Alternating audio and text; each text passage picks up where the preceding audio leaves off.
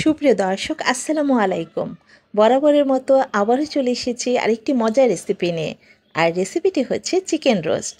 বিয়েবাড়িতে বাবুর্চিরা ঠিক যেভাবে চিকেন রোস্টটি তৈরি করে থাকে সেই অথেন্টিক রেসিপিটি আজ আমি আপনাদের সাথে শেয়ার করব। তাহলে চলুন আর দেরি না করে রেসিপিটি শুরু করে নিই। আজকে চিকেন রোস্ট তৈরি করার জন্য আমি এখানে সোনালী মুরগিটা নিয়েছি।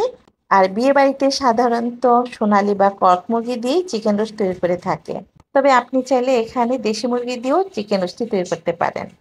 চিকেন রোস্ট তৈরি করার জন্য আমি 10 পিস চিকেন নিয়েছি। আর চিকেনগুলো ঠিক এভাবে কেটে ভালোভাবে পরিষ্কার করে পানি দিয়ে ধুয়ে নিয়েছি। তারপর চিকেনের গা থেকে পানিটা ঝরিয়ে নিয়েছি। এখন 1 চা চামচ লবণ দিয়ে চিকেনের গায়ে ভালোভাবে মাখিয়ে নিয়ে রেস্টে রেখে দিব 30 মিনিটের জন্য। আর এতে করে লবণ চিকেনের ভিতর ভালোভাবে ঢুকে যাবে এবং খেতে খুবই সুস্বাদু লাগবে। যদি আপনার হাতে সময় কম থাকে তাহলে 15 মিনিট রেস্টে রাখলেও চলবে। আর এই সময়টাতে আমি প্রথমেই রোস্টের জন্য পেঁয়াজ বেরেস্তাটা করে নেব।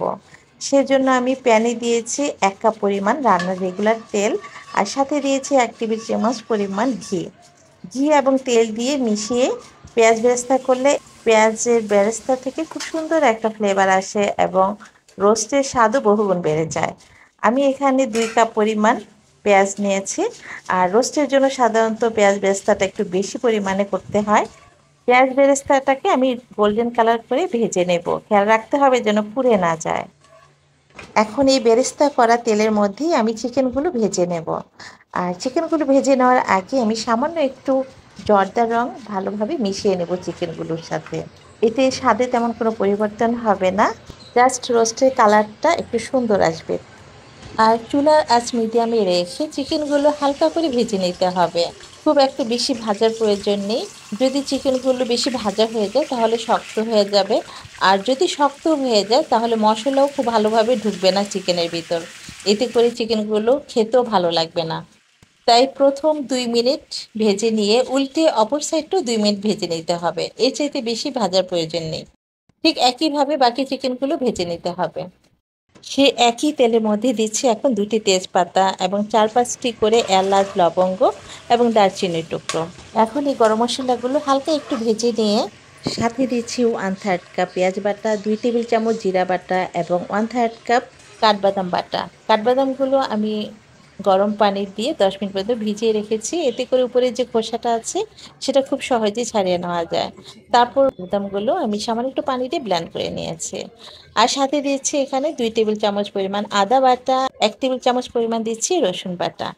এখন সবগুলো মশলা খুব ভালোভাবে কষিয়ে নেব যতক্ষণ না পর্যন্ত আদা, রসুন, পেঁয়াজ এবং কাঠবাদামের কাঁচা গন্ধটা না যাচ্ছে, ঠিক ততক্ষণ পর্যন্ত।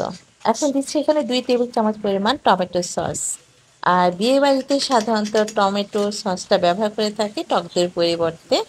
আর এতে করে কিন্তু বিয়েবাড়ির রোস্টটি খেতে একটু অন্যরকম টেস্টি হয়ে থাকে। আর সাথে দিচ্ছি এখানে 1/2 চা চামচ লাল মরিচের গুঁড়া এবং 1 চামচ দিচ্ছি ধনিয়ার গুঁড়া। এখন একটু মিশিয়ে নিয়ে দিচ্ছি এখানে কিছু পরিমাণ কিশমিশ এবং 3টা আলু বোখরা। এবং সাথে আরও দিচ্ছি এখানে অর্ধেক পরিমাণ পেঁয়াজ বেরেস্তা।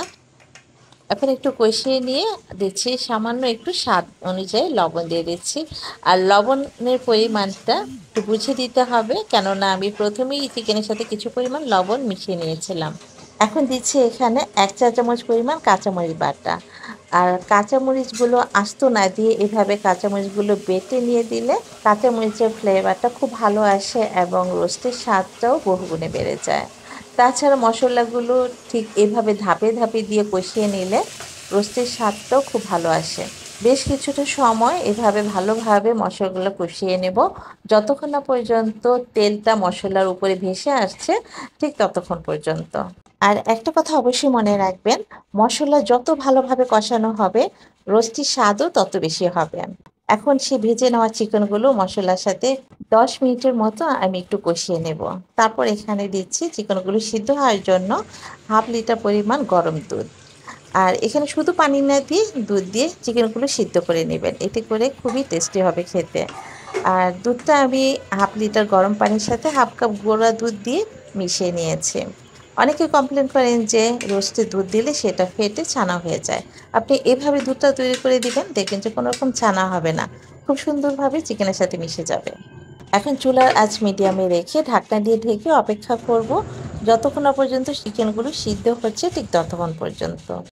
ফিরে এসেছি প্রায় 20 মিনিট পর। আর এর মাঝে আমি অফ ক্যামেরায় দু একবার ঢাকনা উঠিয়ে নাড়া দিয়ে নিয়েছি। অবশ্যই ঢাকনা উঠিয়ে নাড়া দিতে হবে, তা না হলে চিকেনগুলো নিচে দিয়ে লেগে যাওয়ার সম্ভাবনা থাকবে। চিকেন রোস্ট প্রায় আমার কমপ্লিট। এখন নামানোর কিছুক্ষণ আগে এখানে দিচ্ছি 1 চা চামচ পরিমাণ চিনি। এটা অপশনাল, আপনি চাইলে স্কিপ করতে পারেন, তবে এখানে চিনিটা দিলে রোস্টের স্বাদটা একটু বেশি টেস্টি হয়। আর দিচ্ছি এখানে 1 চা চামচ পরিমাণ ঘি। শেষ পর্যায়ে ঘি দিলে এখানে ঘিয়ের ফ্লেভারটা খুবই স্ট্রং হয় আর রোস্টটা একটু শাহি শাহি ভাব আসে। আরও দিচ্ছি কয়েক ফোঁটা কেওড়া জল। আর বিয়েবাড়িতে সাধারণত গোলাপ জল এবং কেওড়া জল ব্যবহার করে থাকে। আরও দিচ্ছি এখানে কিছু পরিমাণ পেঁয়াজ বেরেস্তা। এখন দিয়ে চুলার আঁচটা লোতে রেখে আরও মিনিট 5 মতো রান্না করে নেব। আর দেখুন 5 মিনিট পরেই দেখুন ঝোলটা একটা ঘন হয়ে এসেছে আর রান্না আমার প্রায় কমপ্লিট। এখন চুলা অফ করে একটি সার্ভিং ডিশে ঢেলে সার্ভ করব কিছু পেঁয়াজ বেরেস্তা উপর দিয়ে সাজিয়ে। চিকেন রোস্টটি তৈরি করেছি ঘরে, আর খেয়ে মনে হচ্ছে সে বিয়েবাড়ির রোস্ট খাচ্ছে। সামনে ঈদে কিংবা যে কোনো অকেশনে আপনি ঠিক এভাবে চিকেন রোস্ট তৈরি করবেন, দেখবেন যারা এই রোস্টটি খাবে তারা আপনার প্রশংসা করতে বাধ্য হবে। রেসিপিটি ভালো লাগলে একটি লাইক দেবেন এবং চ্যানেলটি সাবস্ক্রাইব করে নিয়মিত চ্যানেলের সাথেই থাকবেন। সবাই ভালো থাকবেন, সুস্থ থাকবেন। আল্লাহ হাফেজ।